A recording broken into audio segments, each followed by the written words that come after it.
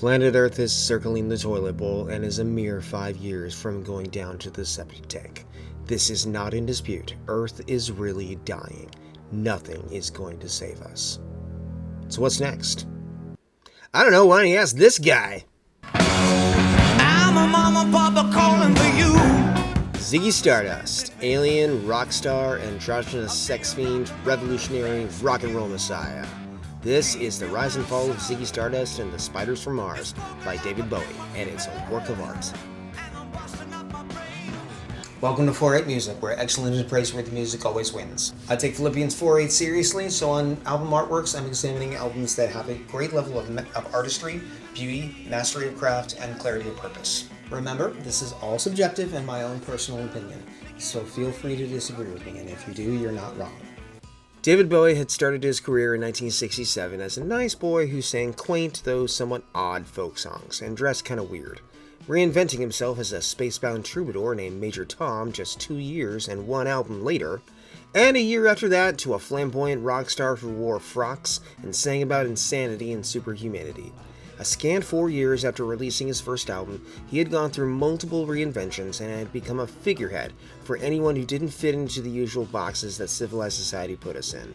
Around that time, he started referring to himself not as a musician but an actor, and in part of being an actor is he played parts, and play David Bowie did, and he was just getting started. In 1972, he created Ziggy Stardust, his first full-fledged character. More than a part for an actor to play, it was a persona, a separate person for Bowie to inhabit. Red mullet, snow white tan, multicolored and multi-patterned jumpsuits, and a fluidity to his sexuality. Bowie would create other characters as his career unfolded, but none was as memorable, flamboyant, or bombastic as Ziggy. According to the staggeringly loose storyline, Ziggy arrived on this planet as it was on the brink of a hazily defined apocalypse, some global warming or climate change thing. As soon as he gets here, the first people he contacts are the kids, listening to their radios, and he leads them on a revolution of love, sex, and music, blah blah blah blah blah. Ziggy, a rock star above all else, performs for millions, skyrockets in popularity, and all that adulation goes straight to his head. He goes from savior of the planet to egomaniac obsessed with his own stardom, and eventually dies on stage, killed by his own fans. The story doesn't really make a lot of sense, and ultimately isn't all that compelling. It has some interesting things to say about fame and how it inflates or distorts one's personality, and also about the disposability of famous people and rock stars in particular, but that's only if you look for it. And honestly, you might not, because neither its story or its themes are why Ziggy Stardust is a great album. There are 2 reasons for it. 1, it was a challenge to a great many social conventions, musical, sociological, sexual, even fashion. 2, from front to back, it's great song after a great song after a great fantastic song. So much of this album's enduring legacy comes down to that there's not a single ho-hum, mediocre, or not stupendous song on the entire track list. Seriously, it's wall to wall. Bowie's career spans nearly 50 years, and though he would make some great albums in decades after Ziggy Stardust, he would never match the phenomenal collection of songs that he has here. 5 years slowly fades in on the scene of a world on the brink of unavoidable tragedy. People are fighting over food, cities are in decay, pretty standard societal collapse stuff. And then the voice switches to second person, and the narrator addresses a you in an ice cream parlor drinking a milkshake. The you is a picture of serenity amidst chaos, oblivious and untouchable, a little sliver of hope while the rest of the world falls apart. 5 years starts off quiet and calm, but by the end of the song, Bowie is wailing in both lament and perverse excitement, and Mick Ronson's guitar is literally crying. 5 years is very efficient in setting the scene for the world in which the album and story unfold in dramatic and memorable ways.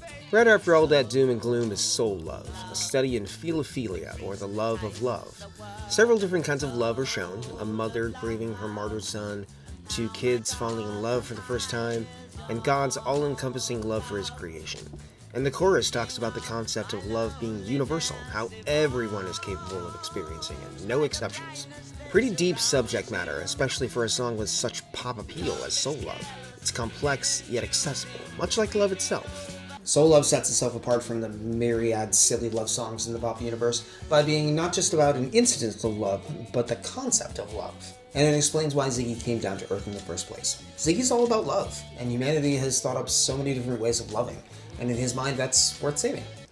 Moonage Daydream is Ziggy's arrival on Earth and pronunciation of being, and in a way it's David Bowie's too. Though never a single, it's one of Bowie's signature tracks, one of the most identifiably Bowie songs.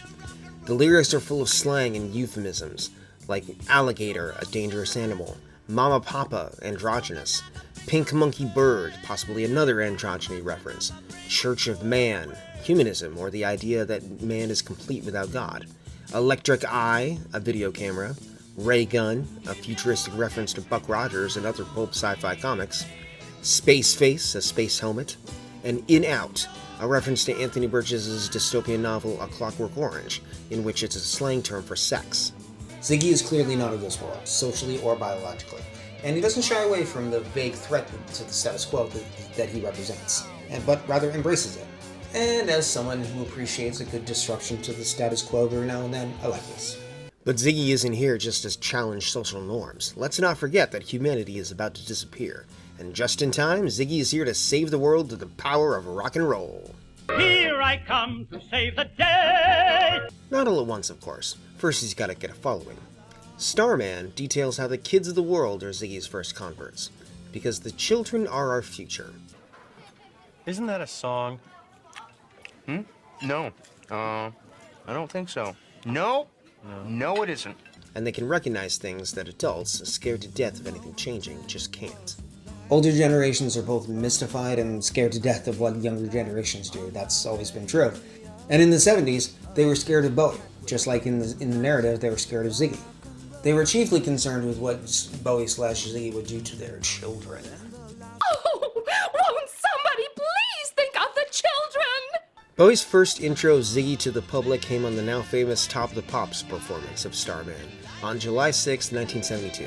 It's not the best song on the album, but it is the most concise and comprehensive statement of what the album Ziggy Stardust is all about. It Ain't Easy is easily, see what I did there? The worst song on here. Though I should say least good, because it is good. It's a cover of a song from 1970 by a nearly unknown singer-songwriter named Ron Davies. It Ain't Easy had been covered twice before Bowie got to it, and it made Davies explode in popularity for a time. Some have said that Davies was the original template that inspired the Ziggy character, though Bowie says otherwise. Rather, I think he recorded it just because it fits Ziggy's hopeful message of salvation, encouraging the listener on their path to heaven.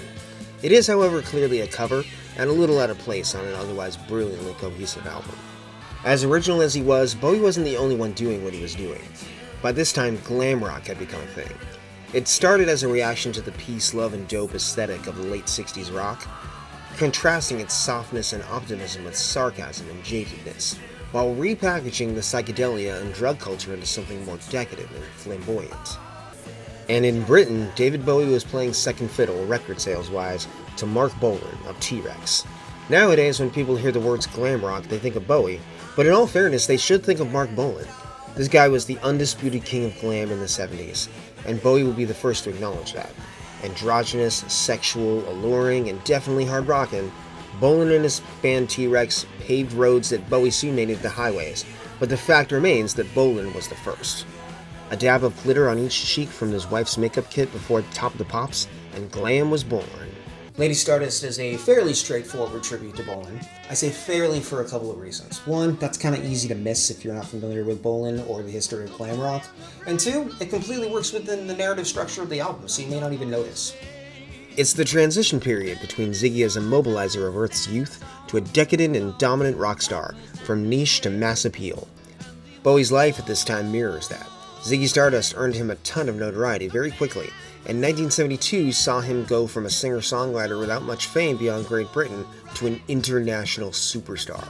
There's even a little Christ figure comparison in Lady Stardust in the line, "Oh, how I sighed when they asked if I knew his name." The demo lyrics replaced sighed with lied, like Peter lied when the crowd asked him if he knew Jesus or was one of his disciples. Very interesting. By now you may have noticed a certain propensity in the titles here. Let me break it down. The name of the record is Ziggy Stardust, and then there's Starman and Lady Stardust, and the next song is just called Star.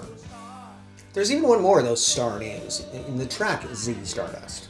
And some would say that Bowie was just leaning into the concept here, and I agree, but that's a pretty hard lean. Title aside, Star is another banger, the glammiest of glam rock. I see it as the pinnacle of an entire subgenre, crystallizing all the elements of glam rock perfectly.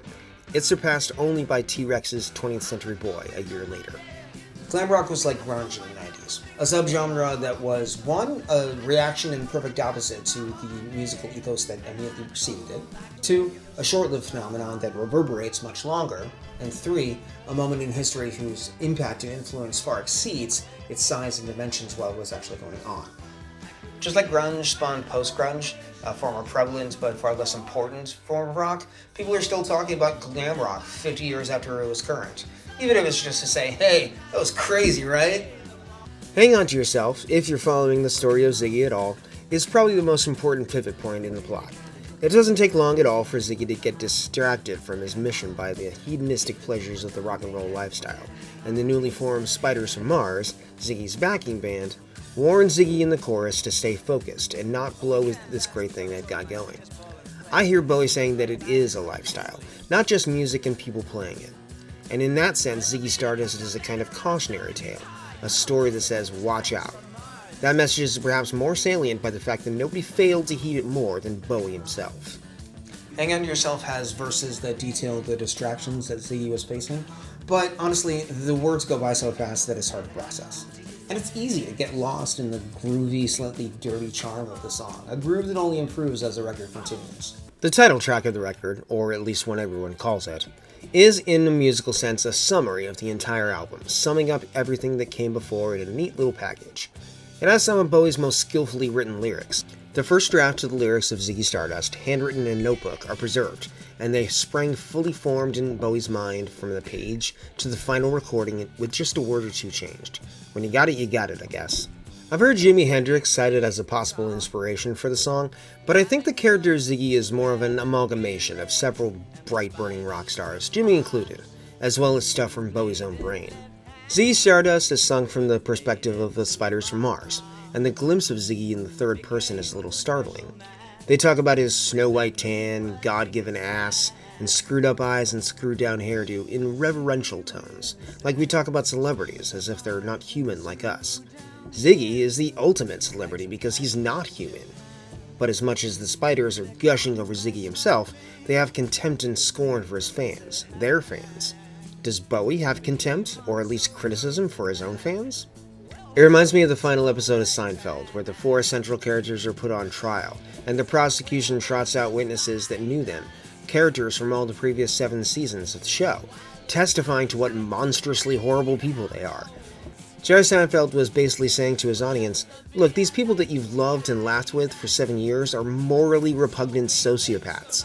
What does that say about you?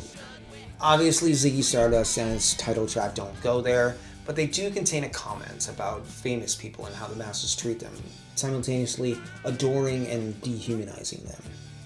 There's no other way of saying it. Suffragette City rocks. From second one, it rockets out with overwhelming force and velocity that never lets up. Like Queen Bitch before it, it's said to be a tribute to Lou Reed and the Velvet Underground. And while that makes sense to me, it rocks 10 times harder and has 10 times more heft than anything Reed did with the Velvet's War solo. In simple terms, the song is about a guy who can't help out his friend because he's just too busy having tons and tons of sex. The narrator is knocking the boots with one mellow-thighed chick in particular, and that's all he has time for. Suffragette City talks about the act of love in playful, frank, and bawdy terms, but also with linguistic sophistication. More than that, Bowie touches on his own sexual fluidity. He's once said he's gay, later that he's bisexual. He was also married to a woman and had a child with her, and his second marriage was also to a woman, and a supermodel at that. His song, John I'm Only Dancing, a non-album single from the Ziggy Stardust era, seems to declare in an even more overt way that Bowie was uncommitted to a particular sexual preference other than yes please. Sex? Yes please. I like to think of Suffragette City as an in-universe single from the Spiders from Mars. The song that made them famous and instantly brought Ziggy from a space alien to an internationally known rock and roll messiah. I like to think it has so much power and draw that everyone who hears it instantly becomes a Ziggy fan, because the first time I heard it, I decided I was a Bowie fan. The record caps off with Rock and Roll Suicide. It's both the end of the Ziggy Stardust era and a final pronouncement of the central, most optimistic theme of the album. Rock and roll can save the whole world. It takes a second-person voice, and the shift in perspective is very effective. It's Ziggy Stardust's most passionate and life-affirming song. It's a plea from the narrator to the subject to leave their depression, get out of their own head and self-immolation, and come back to the land of the living to realize that life is not over. Is this Ziggy reaching out to the world? Is the listener reaching out to Ziggy? Is it Bowie reaching out to his listener on an individual level? Is it Bowie reaching out to himself? Is this the best song on Ziggy Stardust? It is, however, the song Bowie would use to close out his shows on the Ziggy Stardust tour, and the final song on the final show of that tour, July 3rd, 1973. Bowie and his band were performing as Ziggy and the Spiders from Mars, as they did on all the shows on that tour, and right before the song, Ziggy said this. Of all the shows on this tour, this particular show will remain with us the longest because not only is it the last show of the tour, but it's the last show that we'll ever do. Thank you. With those words, Bowie had effectively dissolved in Spiders from Mars. Only guitarist Mick Ronson knew about it, and he only learned it right before the show. With one deft move, Ziggy Stardust was gone. Except not really, because Bowie went into the studio only weeks later and made Pin-Ups, a collection of Ziggy Stardust covers of obscure British rock songs, and Diamond Dogs would drop less than a year later, where Ziggy would be transported into a dystopian future and change his name to Halloween Jack. Bowie had a totally different backing band for both of these projects, with the exception of Mick Ronson playing guitar on Pin-Ups, so they're definitely post-Spiders, but Ziggy's echo is still there pretty strongly. Ziggy Stardust is, by any reasonable estimation, the most important album to glam rock as a musical phenomenon, but honestly that doesn't really do it for me. Glam rock is whatever. While it's an important step in the progression of rock and roll music through the decades, Ziggy Stardust transcends all of that as an album. I love it because it speaks about getting past the trappings of celebrity and stardom to what really matters, which is music. Music has the power to really save the world, and that power isn't only in the hands of stars and otherworldly beings of celebrity high above and out of reach. That power is in you. Thank you so much for listening to me obsess about something I love, and I hope you gained something from it too. While the Electric guys still let me go ahead and put your ray gun to the like button, and if you want to see more content like this, press your space face close to the subscribe button as well. And if you love Ziggy Stardust too, or have anything Bowie or music related to say, I'd love to hear it in the comments. And please always remember to say nice things, say true things, and always be kind. God bless, and rock on.